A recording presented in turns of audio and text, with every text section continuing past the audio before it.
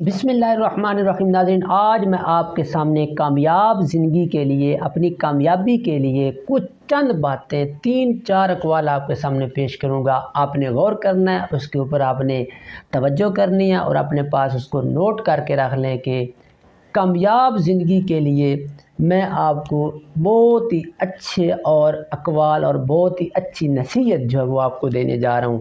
इंशाल्लाह आपको बहुत पसंद आएगी। अगर तुम सूरज की तरह चमकना चाहते हो ना, तो पहले सूरज की तरह जलना सीखो। अगर आप चाहते हैं कि आपके ख्वाब सच्चे हों, तो आपको जागना होगा। नाकामी कामयाबी की कुंजी है। जो बंदा एक मर्तबा नाकाम हो जाता है, उसको फिर कामयाबी मिलती है, फिर वो सही कामयाब हो जाता है। जिसको नाकामी नहीं ज़िंदगी में हुई, वो कामयाब ज़िंदगी वाला नहीं है, उसको कामयाबी नहीं सही मिल सकती, ना उसको कामयाबी कभी मिली है। ज़िंदगी को समझना है तो पीछे देखो। अगर ज़िंदगी में आगे जाना है, ज़िंदगी के ऊपर चलना है, ज़िंदगी को जीना है, तो आगे देखो, पीछे मत देखें। पीछे देखोगे तो पीछे ही रह जाओगे।